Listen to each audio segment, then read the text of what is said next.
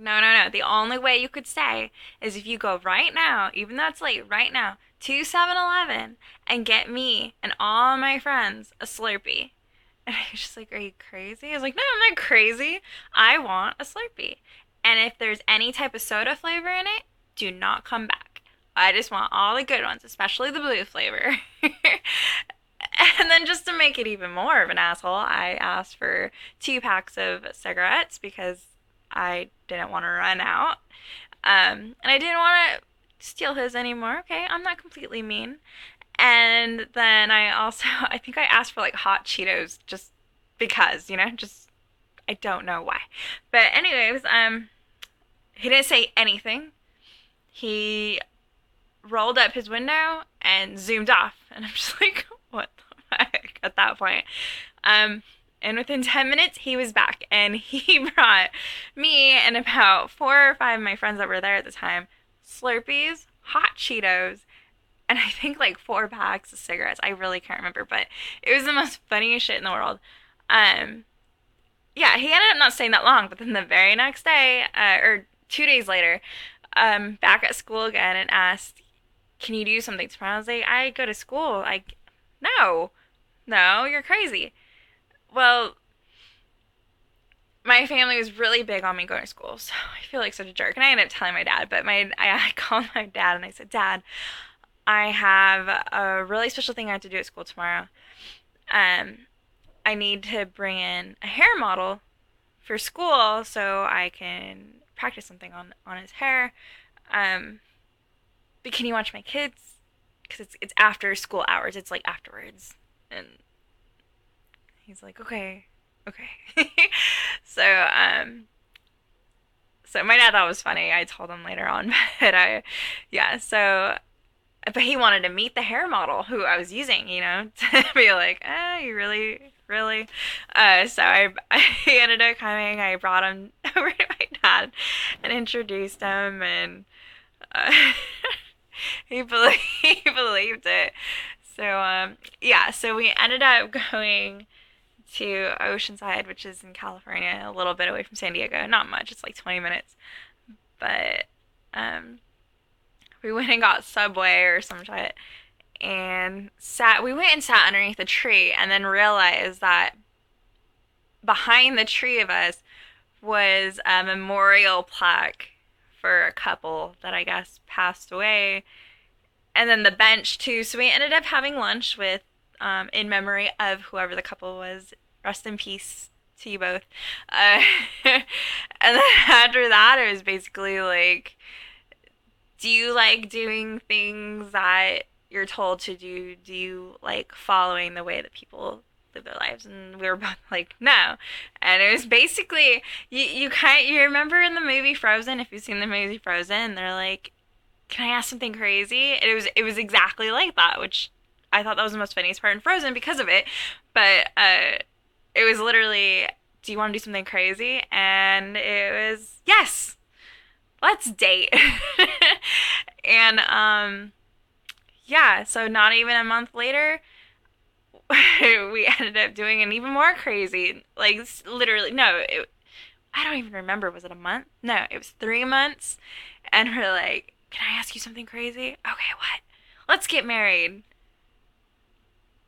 And that was another thing. I swore to myself I would never, ever, ever, ever, ever get married. And got married. So we lived there, and then he gave me some spiel about how Texas was amazing and blah blah blah blah blah blah. And I said I'd try it out, but only for a year, and then I want to move back. And we ended up moving to Texas, and I went crazy and moved back for about 8 months because I missed home so friggin' bad. And then he said, well, let's just buy a house then. So we moved back again to Texas and lived in a big Victorian home, and things went haywire. And then we're just like, we ended up renting that place for about a year. But now we just bought a place. And so we're still in Texas. I'm still going crazy. But I'm going to make a trip out to California in 2 weeks for my birthday because I'm going friggin' insane. I don't know what to do here. I still don't know really anyone here except for his friends. And I don't get along with a lot of them just because of his past, and he even admits that they're basically idiots and he needs to get away from it. So, yeah. But the crazy part was he is now in the oil fields and barely see him. And after a long spiel that it'd make it so much better. And I mean, it has money wise, and the fact that we're surviving, and I give him props for supporting us and all that. But it does suck. It really sucks. It's nothing like how it used to been. And I mean, I hated him. I hated him having to be in the military and having to leave all the time too. But um, he had already done most of his trips and stuff when I met him, and he was just getting out. So I didn't have to go through, the hardship of it. But ooh, my makeup's like crazy. But I mean, it, to be able, of course, like if you got to stay in your own state, stay there. I mean, you would like it too. So like me, even though he was in the military and he was far away from home, and I did feel bad, but I mean, you never want to leave your home, you know? So, but I mean, he actually misses it too. So we are considering going back, but I'm just really excited because I'm gonna be back in 2 weeks and I can't wait. It's gonna be my birthday. But, yeah. So, yeah. And right after we got married, though, I had my second child and he is a handful. I mean, a handful. But so here we are now, and kind of a bummer. A lot of times I feel alone. Um, you would think like because you have money rolling in, like you can get basically, as the things that you truly want or need, you can get. And sure, I mean, yeah, that does make me happy, but there's not much that I do want. Like if I could ask for three top things, it would be, I mean, other than my family and stuff, things that I want money wise. Um, I just want to live back in California, um,